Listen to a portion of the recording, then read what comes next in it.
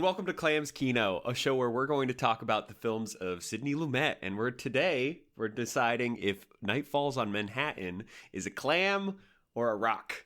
Leaves you in a damn good position, kid.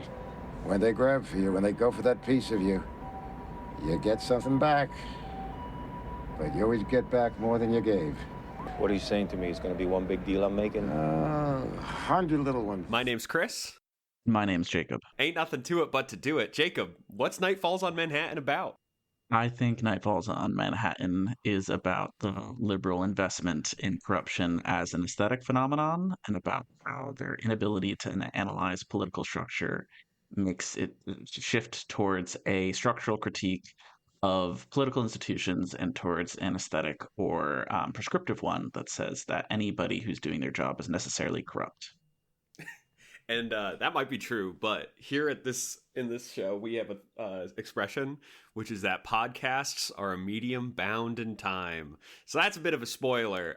Before we get into that, we're going to talk a bit more about the actual happenings of the movie and sort of digest them as they come in order to sort of justify that nonsense Jacob just spouted off.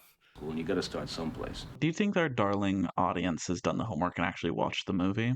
That's a great question. We would like to say gold stars for anybody who does. And honestly, rewarding watch. I bet they had a good time. But we're going to be operating on the basic assumption that no, people listening to this might not have watched every movie that we're talking about. And specifically today, might not have watched Night Falls on Manhattan. Critical darling and blockbuster megastar Night Falls on Manhattan. You know, first entry on the Wikipedia page for Sidney Lumet, Night Falls on Manhattan. So we're going to do we're going to help out people a little bit. I'm going to start just real quick, give a super 10,000 foot view in the movie, and then we're going to kind of just dive in, go basically chronologically, talk about moments that really stood out to us and where this movie kind of sets up its larger themes and where it supports them, where it maybe undermines them. So right off the bat, Night Falls on Manhattan is a legal drama involving a newly made Casey in the district attorney's office of New York City. So he is an assistant to the district attorney, established in a scene where the word assistant is said probably about 15 times. We're following him from just being an assistant district attorney to all the way being the district attorney by the end of the movie, which is kind of crazy considering the small amount of time that this movie covers.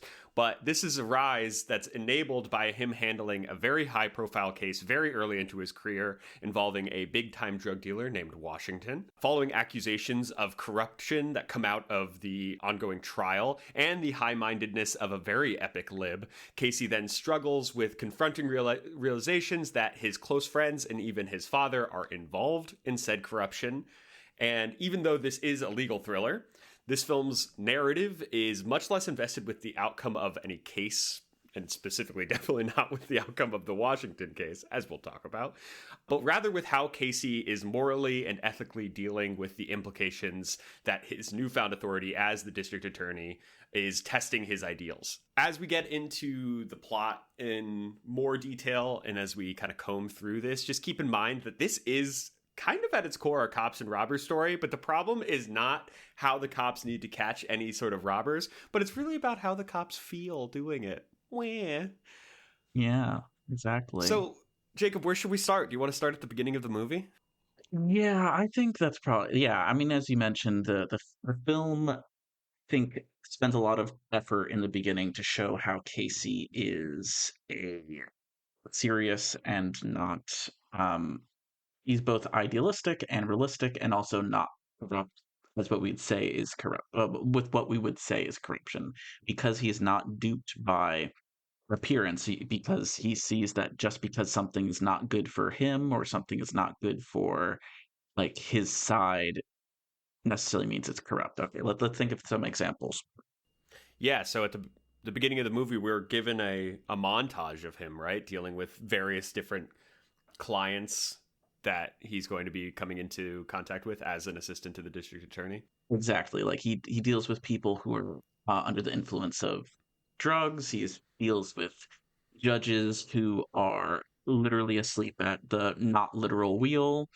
and he like has no personal life because he's so dedicated to his calling. He views the institutional apparatus of law as very, very important. This is not He's not somebody who's just going to cozy up to institutions for his own personal benefit. He actually believes in the sanctity and the importance of law as a concept. Absolutely. We get a big sacred duty vibe from him right off the bat. And this is definitely emboldened by the fact that we're opened on his kind of bored teacher giving a boring lesson about how I guess boring their job is going to be, how much work it's going to be, how they might have earnest ideas right now, but it's going to wear them down.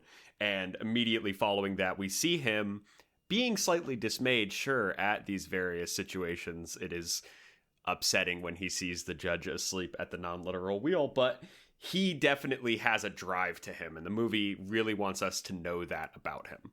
Yeah, and also he makes it clear that he does not blindly assume that the police are moral actors, because I think a lot of criticisms around the police stems from the fact that of the assumption of the inherent goodwill, because there's a little bit of a sleight of hand that happens, that if we all agree that public safety is a good thing, and then if we overly associate police with public safety, people who support the police, any criticisms of police can then turn into a criticism of public safety as such.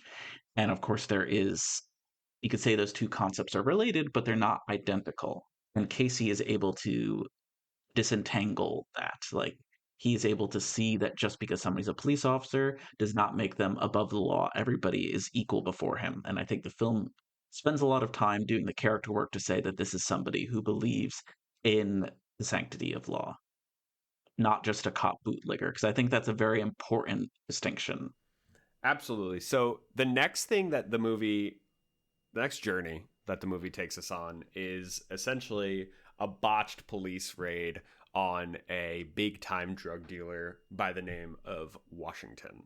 So we join characters that have names, but will from now on be referred to as Bilbo Baggins, because he's played by Ian Holm, and Tony Soprano, because he's played by James Gandolfini, as two cops staking out It's kind of like Fortnite. It is Kind of like Fortnite, where they're teaming up. Bilbo Baggins and James Gandolfini are teaming up, and they have guns. So it really is. You could say this is Fortnite before Fortnite. The film Night Falls on Manhattan. Fortnite on Manhattan. So they're staking out a building. They have a warrant to take down Washington, and what follows is essentially a very botched police raid. They have an informant, a CI, that tells them that he's in his apartment or what have you. They go in. As soon as Ian Holm knocks on the door, Washington shoots at them. All hell breaks loose. Tony Soprano calls in for backup. In this aftermath, 3 cops are killed. 2 by Washington and 1 in a situation we'll be discussing in just a moment. No, I think he killed. Oh, yes, he kills 2, and yeah. Actually. And Washington gets away, so he's not even caught in this kerfuffle. It's really just all bad news bears. But there's a couple like really interesting moments in this scene. So the first one being, swarms of police are coming down onto this building, and they also call in a giant SWAT truck. And when this giant SWAT truck comes in, it has these huge headlights and mounted lights. It's a behemoth of a vehicle. And the film spends, when we're talking about the economy of filmmaking, the film spends a pretty interesting amount of time on the cops' reaction to this truck showing up. They're all like blocking their eyes, going, God, oh, it's so bright. Which really tickled me when I was watching it. But also just kind of brings into mind, why is this film showing this to us? And I don't know. Does someone named Jacob have any ideas? Yeah, I think that if we want to think about a criticism, or not necessarily criticism to say, an analysis of the police as an institution. Sometimes we may get annoyed when there isn't a character looking at the screen and says, ACAP, defund the police, or something like that. And we view some people may view anything less than that is not a critique of the police. And I think that this scene shows like a more interesting a more interesting and nuanced interpretation about what would defund the police look like and why do we want that. And because it literally shows that due to the militarization of the police, the increases of budgets, various the military police partnerships, is that there's so much equipment, so much gear, and it's actually like getting in the way of the concept of public safety because like the police officers actually cannot do the job because the SWAT lights are so bright. And another more interesting criticism of the police during the raid happens when a regular police car Not a drives truck. over some not truck, regular police car, and the audience has no idea why that's funny. Um, the police car runs over a piece of rubble, and the tire uh, pops, explodes. It makes a very loud noise, and the dozens of police officers that are outside the apartment block all freeze, drop onto their back, pull out their guns, and just start blasting. And that's how one of their fellow officers is killed. And it's very interesting. It's very significant the fact that all the police officers do this. They react in the exact same way, and it leads to somebody dying, one of their fellow officers dying. And suddenly you can't say, "Oh, it's just a couple of bad apples." What just happened was a product of police training and police doctrine. You can't say a couple bad apples has spoiled the bunch here. Yeah, and it's specifically because it's the fact that they all do the same thing is ruling out the idea that their response is due to panic. You are left with the conclusion that it has to be due to a commonality between all of them, and it's that they're cops. And there's another moment at the end of this botched raid that speaks to this criticism as well, which is the way that Jefferson gets away isn't purely by, blasting his way through the crowds until there's no men left or anything like that. Are you doing a president's bit? I don't Are want you to doing start the president's bit. I don't want to start the president's bit. We had a bit where every time we would talk about this character, we'd use a different president's name, largely because I cannot stop saying Jefferson, even though his name is definitely Washington. But we found out quickly it's really difficult to conjure to a mind a different president every time you cavalierly bring up a character's name. I don't want to open that can of worms. And also, Christopher is, of course, talking about Jefferson Davis. Okay. No, we're not going down this road. Washington gets out purely by, after he does take out two cops immediately in his way, he puts on one of their outfits and he merely walks away. He walks to a police car, drives away, totally safe.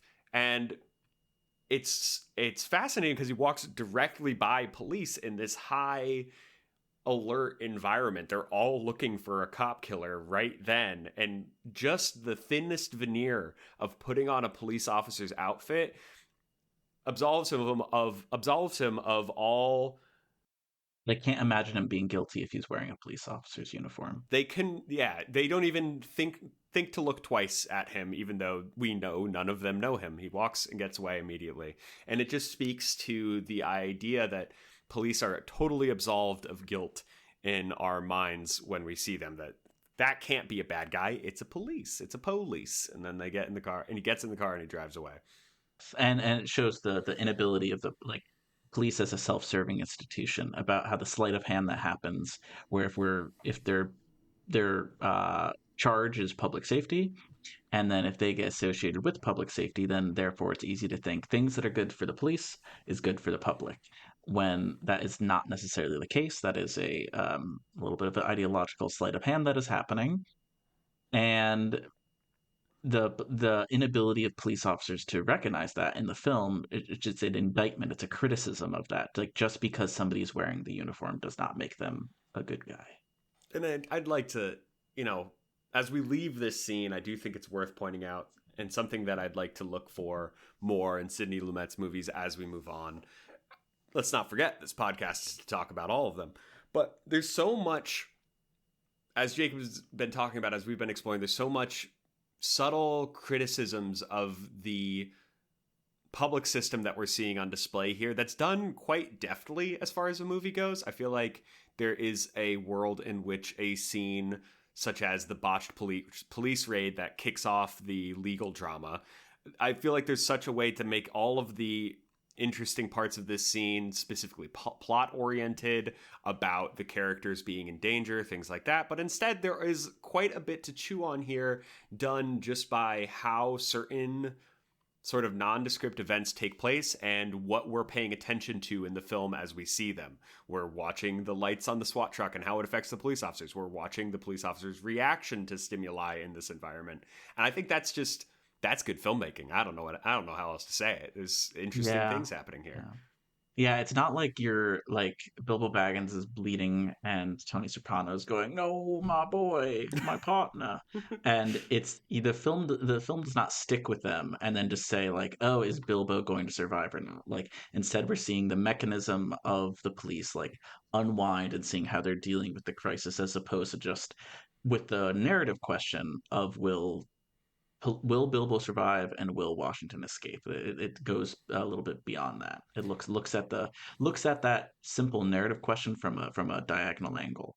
Diagonal angle? Diagonal line? I don't know. A diagonal. Following that line, we then see the ramifications of this snafu in the district attorney's office where our boy Casey's residing. And we're introduced to podcast favorite character Morgenstern, who is yelling. He is the district attorney, I should say, and he's yelling at all of his little peasants that cops were killed. You need to bend the rules. You need to cut corners in order to catch this guy. We're going to prosecute him to the full extent of this law.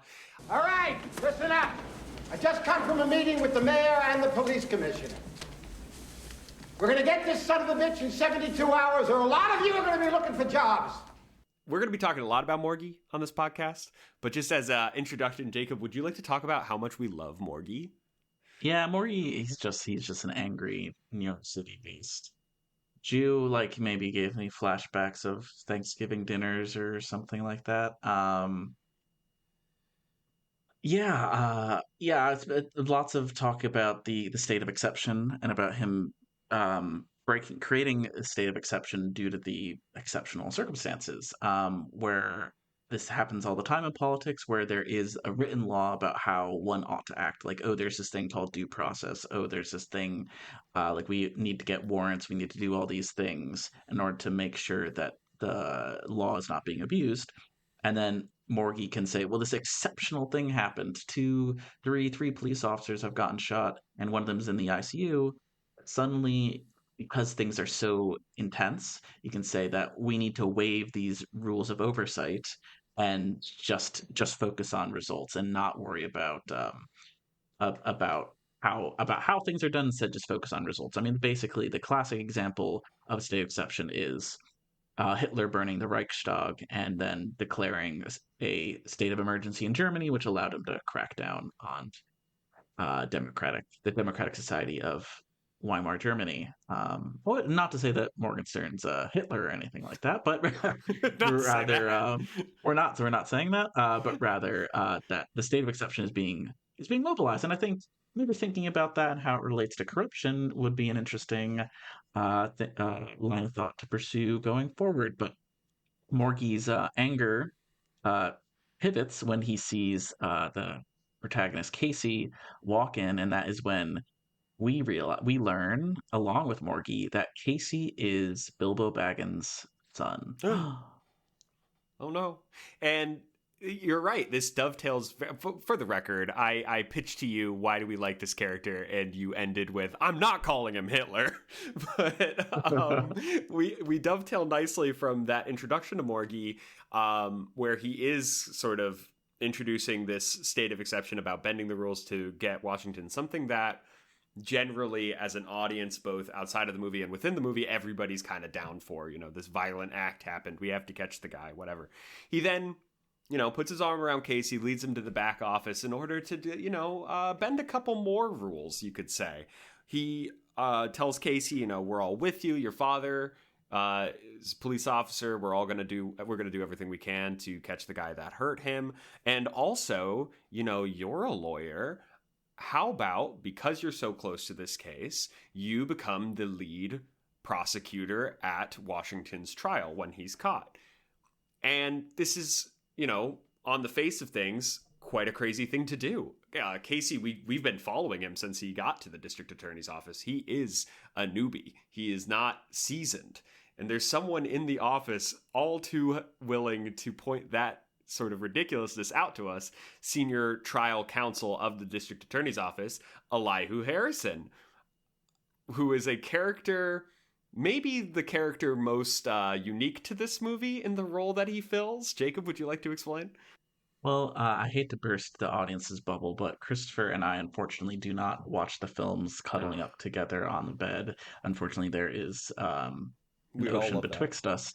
Well, yeah, so that maybe that ruins the image of us in audience's head. But I remember when I watched this and I texting Christopher when senior trial counsel a lot who came up, and I just said, "Yo, this movie got a scheming goy."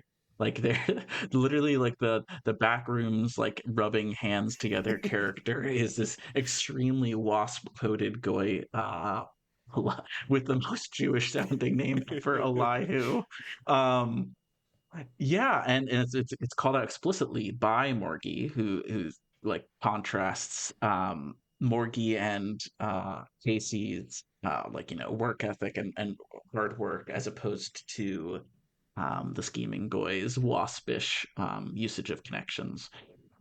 And the film does something very interesting about corruption, and I think this is one of the maybe the one of the important parts to plant ourselves here talking about this scene, because Morgie offering the job to Casey is not just a plot contrivance. It's also it helps Morgie because he knows that senior trial counsel, the scheming goy, is scheming. Scheming He's been goys be scheming. scheming. Yeah, he's been scheming, and he wants Morgie's job. He wants to be the new district attorney, and by giving somebody else the big slam dunk case, it gets the scheming goy off Morgie's back. He is literally bending the rules for his own personal benefit. And my question for you, Christopher, is that corruption? Exactly. And the way that this potential corruption is introduced to us as an audience is very interesting and fun, because when we're first told of the decision to make Casey the lead prosecutor, you can kind of make sense of it in a movie sort of way. He is attached to one of the victims in the case. He is a lawyer in the room. It's not the craziest thing in the world. And so we can imagine that, still bending rules a little bit, but we're kind of with it. We can understand why. Then we're given the context that someone in this office absolutely is expected to do this thing by normal legal proceedings, and that on top of the, heartwarming family aspect, there is the cold and calculating aspect from Morgie that he wants to continue being the DA, and his options are significantly better if he has another slam dunk case under his belt by someone that isn't his direct opponent. He can still take credit for it for his office, but the person who is succeeding will not use that to catapult themselves ahead of him. So we're immediately kind of thrown into going, oh, should I feel different about this? Does that revelation about his own personal gain change this sort of corruption question? And then furthermore, we are also given an example of someone following normal proceedings, following the structure laid out for them in our scheming goy, but we learn that he be scheming. We learn that he's not just his plea of, oh, but I'm the senior counsel, I am expected to do this, is not his only rationale either. He is in fact trying to dethrone Morgie as a DA. Morgie is not, making up assassins in the dark. And then we're simultaneously called to question both sides of this same decision, and it's very easy to paint either of them as something we could call corruption. And when do we care about that corruption? Yeah, I think that ultimately the film has puts it down that says that somebody can both be bending the rules and following the rules in a corrupt manner, and if that's the case, there is some there's something about corruption that is relatively value neutral and is more messy and dirty than just corruption as such. Because I mean, the word corruption, it sounds so bad. It sounds Oh yeah. horrible. Like, yeah, you don't want like how many fantasy stories or sci-fi stories is like the corruption, the big bad, and like it sounds so horrible, but in reality, I think the way people often use it is that it just becomes clear that there is some intertwining between public public structure, like a public position, and personal benefit, or even like personal desire, even beyond benefit.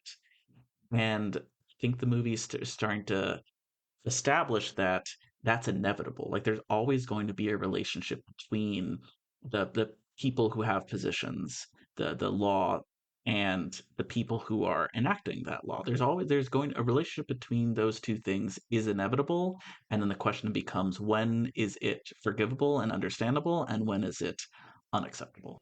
From our perspectives, this question of corruption becomes a pretty central part of this movie. We're going to be talking about corruption quite a bit. From an actual plot perspective, this movie, especially on first watch, can kind of swing you around like a fish because we're kind of getting set up for this great chase of Washington, and we now have this added fun that Casey is much more involved in it than maybe he would normally be. But next scene, we see Washington give himself in, saying that, yeah, you know, I'm that guy that killed those cops. You can take me to trial. And he gives himself in to Richard Dreyfuss, a lawyer with Sam Vigoda. Sam Vigoda, yeah, sorry, played by Richard Dreyfuss, and he is established in this universe as a I think a kind of pain in the ass to the district attorneys, but someone with real crick in his craw when it comes to civil rights. And he is another fun sort of character type that Jacob got very excited about and texted me while he was watching this movie, the epic lib. I have an announcement to make. I have agreed to defend Jordan Washington. Yeah, we got a proper epic lib. I think an archetype that is unfortunately getting rarer and rarer these days, and that is like somebody who is actually as for lack of a better word, progressive and radical as you can get within the extant political system. Like he believes really strongly about civil rights and really strongly about social justice causes, but he is not like a radical in the sense of questioning those structures. Like that very, he's even argumentative about supporting like the goodness of extent political institutions. And I think we've all, I mean, they're usually an educate, like the type, I can list the stereotypes I have about this archetypal character, but I always find that typage rather amusing. Another dare I say uncle coded character. Uncle coded character. This is just Jacob's Thanksgiving in a movie, apparently. Who's Washington? No. So we're immediately introduced to this guy who he's spearheading sort of an agenda of he's not just taking this case because he wants to defend this one individual client. He has something to say about the police as an institution. And where we go from here is the trial, which introduces corruption, I would say, in a much more front of stage way than the previous conversation with the scheming Goy and Morgie. I think real traditional lunch pail, like bring home to the parents type corruption, you know? Exactly. Like this is where it's kind of the word might even be said. In trial, Washington pleads not guilty, and not guilty essentially because of mitigating circumstances that essentially made him fear for his life when the police knocked on his door, and so he's pleading for a case of self-defense. That's not terribly important. What is terribly important is that we see both Washington and cops take the stand, and there is multiple mentions of the only way to be a successful drug dealer is to pay cops. So we get our first juicy, everyone kind of agrees example of corruption here, where the people tacitly in charge of public safety have their palms greased in order to have that own public safety entirely disregarded and have a drug lord, essentially. Yeah, I don't think the trial is only important for introducing the concept that multiple precincts in the area were paying Washington, and the details of that are yet to be established because it just the film's not that interested. It's not. I mean, I think to this film's credit that the film is not like a soaring rhetoric Aaron Sorkin really great legal movie. And also just it's not that interested in showing Casey to be a great lawyer. If anything, it's shown that Casey really didn't need to do that much to win. Like I think it was clear that Vagoda is a more experienced lawyer and a better one. But it doesn't really matter because Casey wins the case. Washington is put behind bars. It's something taken for granted that, and this is kind of part of that epic lib characterization of Richard Dreyfuss' Vagoda's character. He's not going to win. He's merely trying to pick at some fraying threads and get someone else to start picking at them as well. His goal is not to get Washington to not see jail time, and he's very upfront about that. He just wants to get those precincts to say, yeah, we did want to show up and kill him. Like, that's not good. And they want to kill him to hide the fact that they've been taking money from him. So the fun thing about this as a viewing experience is that the trial is shockingly short. Something about the pacing of this movie really makes you think the trial is going to be a big part of it. I thought this was going to be a big trial movie, and it ends just alarmingly quickly. Like 2 or 3 scenes later, Washington guilty, get out of here. It's very noticeable on a watch. Yeah, Washington is caught and Washington is trialed and found guilty in like less than half of the runtime of the movie. And then suddenly you're wondering, well, what is this movie going to be about then? And in a, hot, sexy sauna scene between Vagoda and Casey, we kind of get where we're going from here, which is Casey does unload that truth on, Vagoda unloads that truth on Casey saying, I wasn't going to win that, but I want you to care about where that money goes. Who was involved in paying him off? This case isn't done until the cops are also held responsible for their part in creating and enabling a huge drug dealer. And so I think that scene only happens once Casey is nominated as a district attorney candidate. And that happens in an interesting way too. Let's rewind and get there. Yeah, so that happens where there's going to be another election for district attorney, and it's really I think a good instance of editing creating visual comedy, where Morgie is at a political rally, waving his round, doing his high energy antics, and then he immediately clutches his heart, buckles over, clearly some medical emergency, and then immediately cuts to the mayor of the city just going, well, Morgie had a heart attack. And that's just funny. That's just comedy. It's just great. And it allows for another kind of crazy leap in the movie, which is then Casey being nominated as the new district attorney on a ticket directly opposing everybody's favorite scheming goy, Elihu, and immediately putting him, importantly for the discussion of corruption, this is a big shift because now Casey is being put from essentially being subject to someone else's corruption with Morgie and the scheming goy, and now he's going to be in a position that, as we've already seen in the movie, he gets to exercise those little corruption muscles a little bit.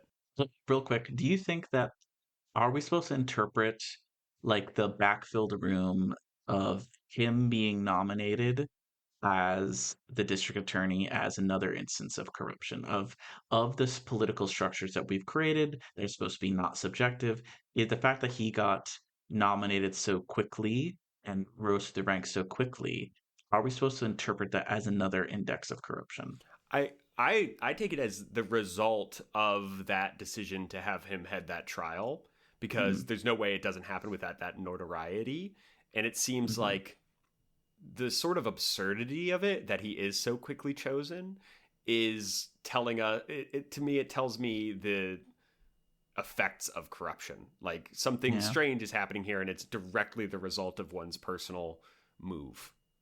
And I do also I want to throw you a softball, Christopher.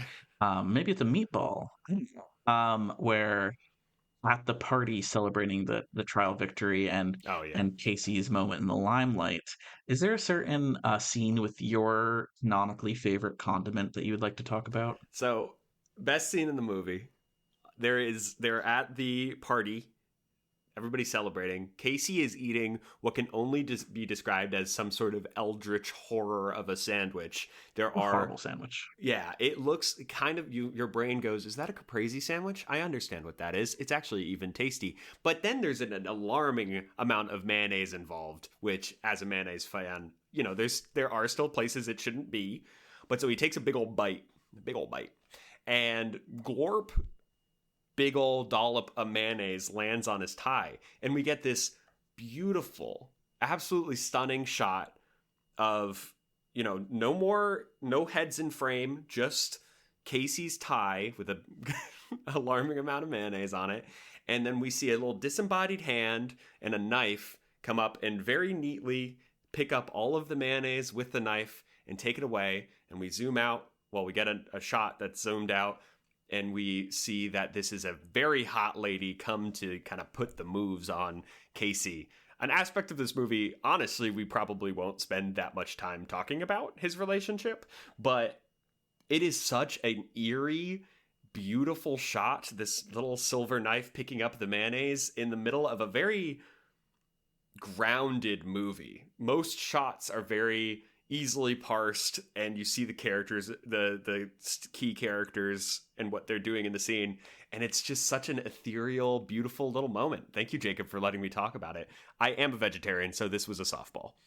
Yes. What would be a vegetarian meatballs? Yeah, the relationship between Casey and Peggy is not very interesting because I think the entire movie is about how Casey is sort of sleepwalking through life, and the conflicts and trials that he as a character face has nothing really to do with external obstacles. It's all about how he needs to feel about how this easy life and his ascent into the district attorney makes him feel. And his relationship also goes very easily, very smoothly. And like she's just basically this beautiful, rich lawyer who also is like falls for him. It's like, wow, and she has this beautiful house on Long Island and stuff like that.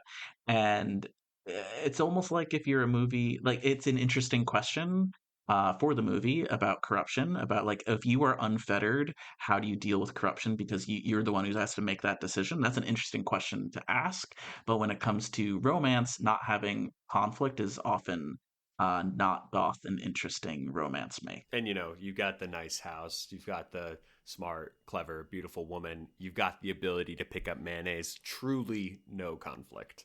But are you saying that this is not my beautiful house? This is not my beautiful wife? That's exactly what I'm saying. Yeah, he's not in a shotgun shack. But okay, go on. So I feel like the next thing that makes sense to talk about, we see Casey both in the immediate aftermath of the trial and early on in his career as a district attorney. We see him deal with the question of, quite literally, the reporters ask him, you're saying that you're going to investigate police corruption in Washington's trial, who he was paying for safety to deal drugs, yada, yada, yada. And often in the trial and after, there's a specific cop's name that shows up. Like there is a thread to go on. And we see Casey reiterate the thing that we would expect of him from the beginning of the movie, which is that he will follow this wherever it goes. He believes in, as Jacob mentioned earlier, that sanctity of law, and he will persecute who needs to be persecuted. The film is all but screaming at us, his dad is in some way corrupt, and we're worried about it. We're seeing it like a train come down the tracks. It's coming at us headlong. And what do you do to investigate police corruption? You go to internal affairs. And I feel like this is the last of our fun character introductions for the movie, but oh boy, it's a doozy. We see Casey go to this incredibly gray, drab office to talk to the internal affairs department, and he speaks to what can only be called a sentient bad hairdo.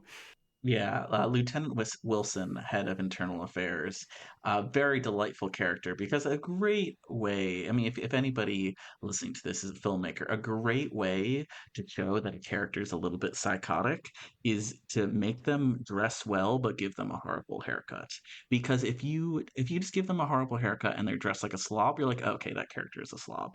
But if they're like wearing like a finely orchestrated suit ensemble and then their hair is still bad, you're like, oh, this character is a psycho. And this Lieutenant Wilson of Internal Affairs is a great manifestation of that. It's basically he got his head all sweaty and then rolled around underneath the couch cushions. That's kind of what he looks like. As of yesterday at 4 o'clock, we've officially taken over the investigation. That's what we're here for. That's what our department does. Now that we've met Lieutenant Bad Hairdo for the next couple scenes in the movie, we're really invested in this internal affairs investigation. And it starts with another one of my favorite shots in the movie. In the office, when they're meeting Lieutenant Wilson, there are all these gray-suited goons, these internal affairs goons, standing around Casey. And Casey sits down at Lieutenant Wilson, in front of Lieutenant Wilson's desk, while these goons are standing around him. There's this wonderful shot where all of their heads are just out of frame. All you see are those suits standing around him, and it's the middle of the scene is Casey looking at this desk, and there's even a little photo of presumably Lieutenant Wilson's family, if he has a family. Maybe it's how he pretends to be human. Who knows, really? But just a lovely shot of this alienation that he's feeling from pursuing this corruption and coming face to face with its eventual conflict, which is his family. The magic of radio, I can ask my co-host about it, is the film shows that Lieutenant Wilson is very invested in the idea of being infernal affairs investigator. Internal. That's very funny slip. I called it infernal affairs. I'm basically like on the police unit at that point. But he is this like almost like quiet sadism and this excitement and this laser guided focus and that is communicated through performance. He's very clearly a very passionate about being a good internal affairs investigator, and but his identity is weaved into his job. His subjectivity is weaved into his job. And then the question I have for my co-host is, at what point does somebody's like he's personally invested in his job and that both makes him good at it, but it also could be an avenue for corruption because he's so close to it, because he cares so much. And what are your thoughts about that, Christopher? We've been discussing corruption as some like a dance along those axes, right? Of goal, political or institutional goal, I guess, and then your personal bias being the other axis. And it's some combination of those two. When it starts getting a little too personal, is somewhere in there is where corruption becomes apparent, where we start wanting to raise that little flag of, hey, this isn't good anymore. And it is funny when they're the same axis, like he's good at his job, he's doing his job as stated. No one would really say he's doing like crazy decisions or anything, but like it's kind of gross how much he likes it. There's something about it that provokes us in a different way. It isn't necessarily, I don't know if it's necessarily corruption, but it does evoke some sort of emotional response of, I kind of don't want it being done this way. Something about that. I think it speaks to a fantasy that we all have, and I think we're all guilty of, that we have a fantasy of the ability to subtract the subject. Like, we hope that there's a way to objectively do the tasks that are needed for society. I'll do all the mundane jobs. Like, okay, if there is a public sector job that's about caring about public safety, then there would be a bureaucratic arm that would make sure that this institution is not breaking the rules or is still operating under the public's interest. And you want the people there to have that job to care about that principle, that guiding tenet. But also, you don't want them to care too much, and that's the sort of the perplexing contradiction becomes apparent in the character of Wilson and the entire internal affairs investigation. So watching this scene, this is what we're focused on. It does seem to be watching any of the scenes with the Internal Affairs Unit. It is really highlighting this idea of corruption. We're still following the money trail to any cops, the people that Casey knows. And the next scene we'd like to talk about in the movie is when this really comes to a head, when Casey is faced with sort of irrefutable evidence that his father's partner, James Gandolfini, is involved in being paid off by drug dealers. And so the logical conclusion from that is that his father would have something to do with it. And the way he chooses to confront this is going to be very telling, because now we get to see how the movie feels about Casey facing this corruption sort of head on. And again, it's going to be entangled with family. But the way that he does this is we see Casey storming his mother's grave, where he has told his father to meet him. And the most, I would say, up to this point, certainly the biggest burst of emotion in the movie is him screaming at his father. He said, like, "You swear on her grave that you didn't know about this." And in some ways, this is where the movie kind of shows its cards on how it feels about what Jacob and I have been talking about corruption, how we feel about it, where it comes into play. And its answer is a little plain. The answer is basically you can the holiest of holies is the institution of family, and this is not an indictment or saying family is bad per se. I mean, we all some people love their families, some people don't, but but the way it is ideologically leveraged in the film is saying that the end all be all, the thing that cannot be negotiated with, the thing that has assumed value, the assumed that is the ultimate ground of meaning in the film, is the institution of the family. That it is the most important thing that both can be used to swear against, to try and prove your innocence against corruption, and also, spoiler alert, is also the idea that you can mobilize to justify your own corruption. So what Jacob's getting at is kind of, I believe the last scene we're going to talk about in Night Falls on Manhattan is there is one final sort of catharsis about this kerfuffle, this situation that Casey finds himself in, where James Gandolfini, Casey's father, and him all have dinner together.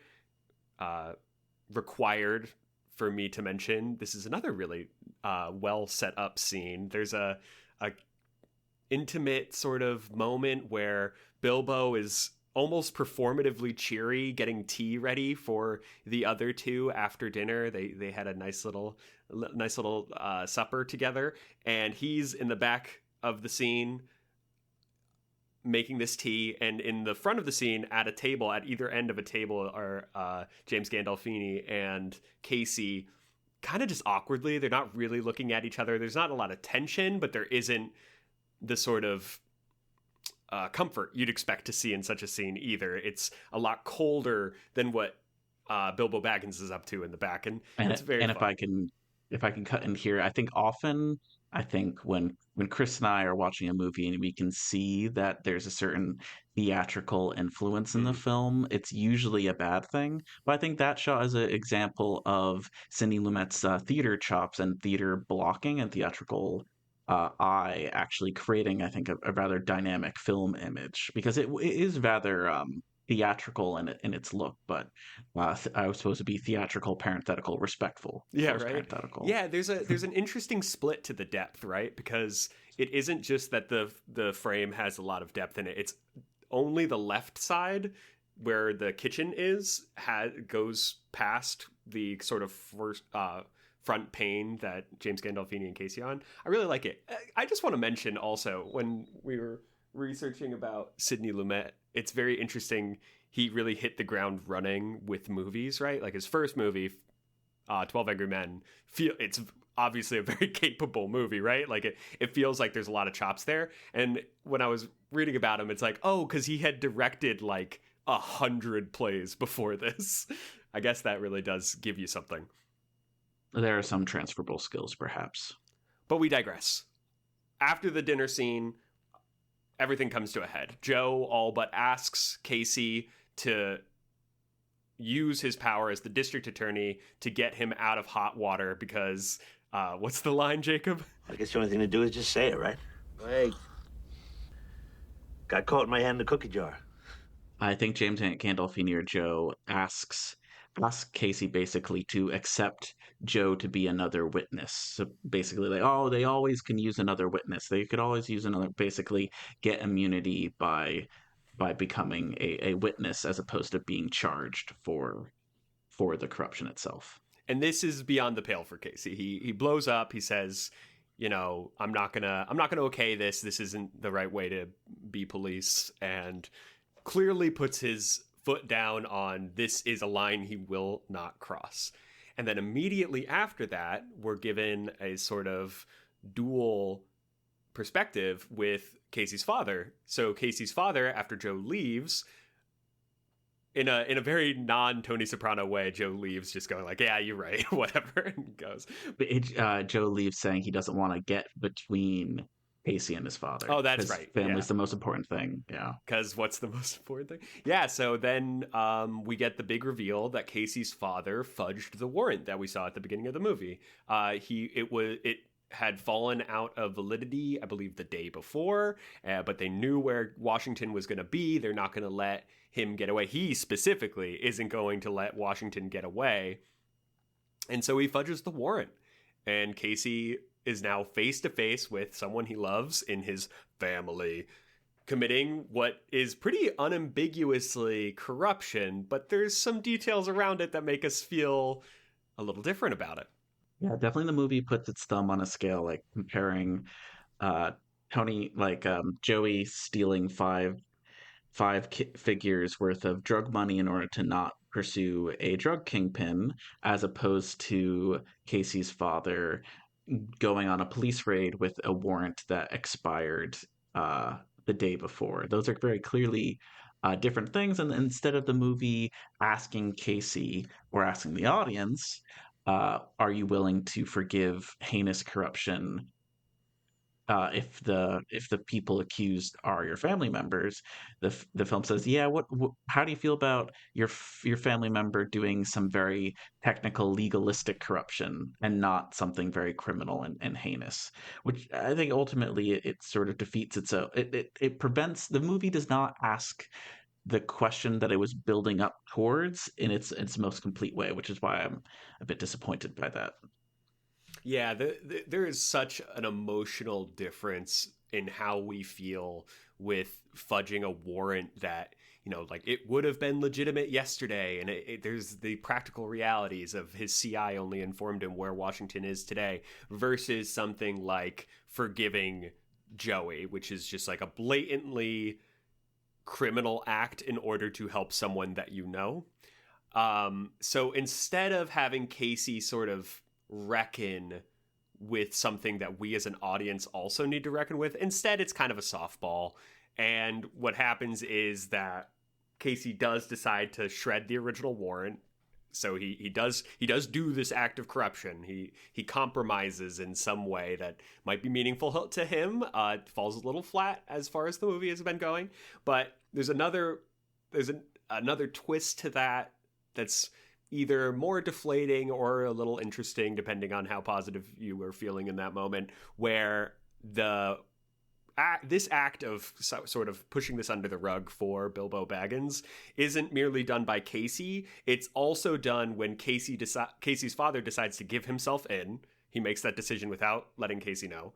And he goes to a judge to say, hey, I lied about this warrant that you had signed the original for. And the judge also takes it upon himself to sweep this under the rug. So we actually have two different people doing that act at the same time. It, to me, felt a little deflating just as the act of watching the movie, because ultimately Casey's decision didn't matter much at all. But it is a little interesting that this was always going to happen. It does speak a bit to power and corruption in our legal system, I suppose. The very, very last scene in the movie is, you know, a callback to the opening act with Casey as a district attorney sitting down and telling all the new the new assistant DAs about how hard and how tested you're going to be in the job. Basically, a very very clear uh, reiteration of the thesis statement about the moral grayness of the gritty real world, and that is how the movie ends. Christopher. Yeah, you know how it ends? Is it ends with you being damned. There's a refrain in his speech where he says, you know, if you come in caring too much, a case will defy you and you'll be damned. And it's so corny. That scene is corny. It's heavy-handed with like, oh, he's jaded now, but I'm a sucker for a good refrain in a speech. So I like him saying, and you'll be damned. Really gets me. And so that's those are our thoughts on Night Falls on Manhattan. What we really got out of this was a lot of that corruption angle. That's, I think, by far the most sort of interesting axis. Before we sort of wrap up, I just kind of want to get our general vibes on this movie. Jacob and I have talked about this movie a lot now. I was saying I can't really bring myself to hate this, even though it's kind of a mid movie, just because I don't know, there was enough to chew on still that I feel like I got a lot out of this. But Jacob, we're on the other end. How do you feel about Night Falling on Manhattan? Night would have to fall eventually, right? You would think. But you would think. I think that the movie puts a lot of effort into saying it's a serious movie that's depicting serious topics seriously, and you have to take it seriously. And then I think that I just had that beaten out of me. Like, you don't, if a movie's telling me that you have to take it seriously, you actually don't have to. Like, you can have a different relationship to the film than the film wants you to have. Absolutely. And if you don't take it seriously, or you don't think that it's inherently like I don't know, has anything really interesting to say, I think at the end of the day the film is pretty much a disappointment, because it does spend a lot of effort into putting doing some filmmaking work about asking questions about what are the rules, what's the relationship between somebody's social position and then somebody's like personal desires that they bring to the position. Those are all very interesting questions that the film develops purely by virtue of being like well written and having a good cast. But then it doesn't, as a film, ask or develop those questions in anything remotely approaching an interesting intellectual idea. Yeah, for sure. It feels like the kind of movie that should shock you at some point, in some way. Like, I mean, we were just talking about it, but the Casey corrupting himself should emotionally resonate with you. It shouldn't be a sort of blasé thing that once it happens you go like, well, he could have done worse, I guess.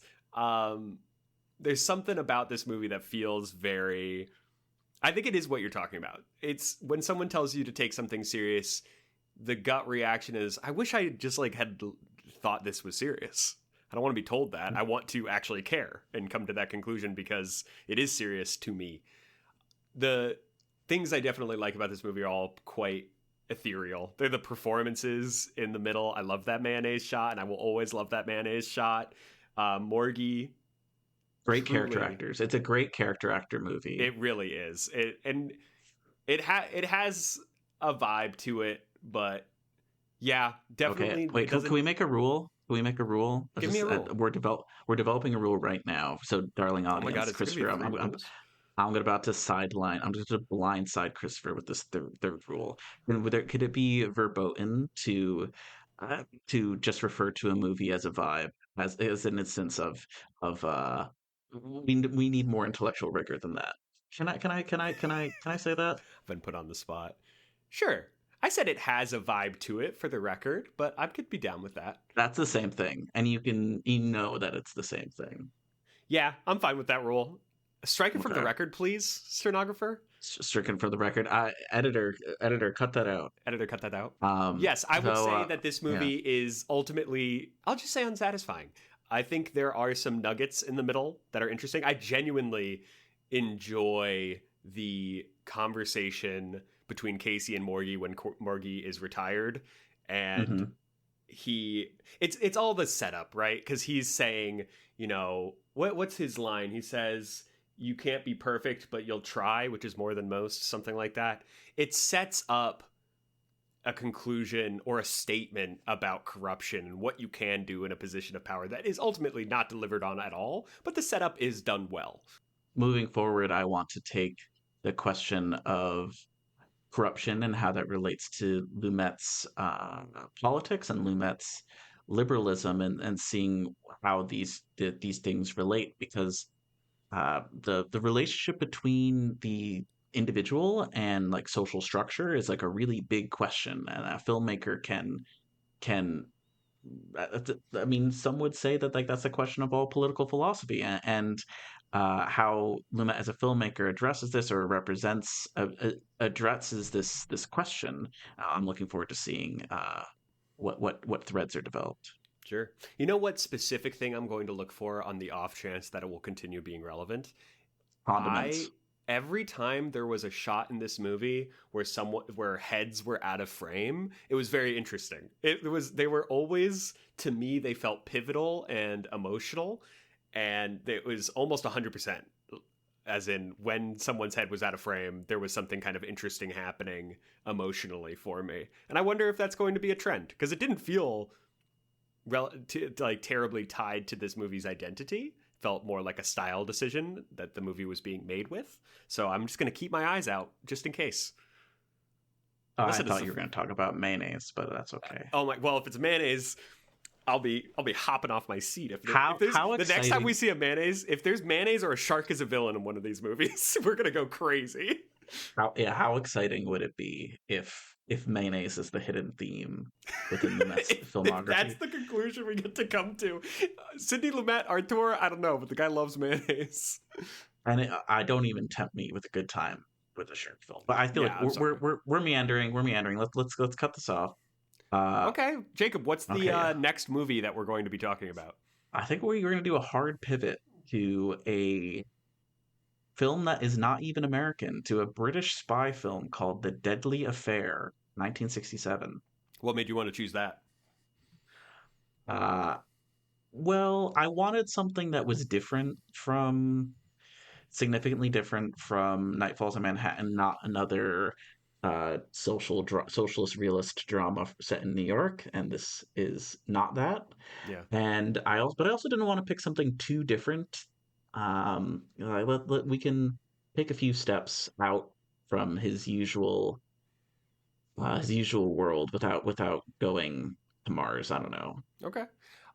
So one thing I'd like to say before we sign off is that going forward, this section at the end, kind of talking about the movie on display for that episode against the movies that we have covered previously, will probably be a bit longer and a little more fleshed out as this goes on. That's going to be a lot of the focus rather than just talking about the movie that is that episode. We want to be looking at these as a work together, a body of work together. Just want to mention that going forward, it's going to be a little different. But other than that, can't make a pattern with one. Can't make a pattern with one. You can try, but it's foolish. On that note, my name's Chris. My name's Jacob. And I think today we found a bit of a rock, but we'll see you next episode. It's me, Pop. Chief witness is gonna be Pop. Gonna happen, Pop. We were blessed, Pop. It was great, Pop. Don't what, Pop? Don't tell him he's a scumbag? That he's a disgrace? What about it, Pop? Of course not, Pop. Could have found one, Pop. How many judges do you think I know? It can happen, Pop. At home now, Pop. Pop? Pop? Pop? Pop?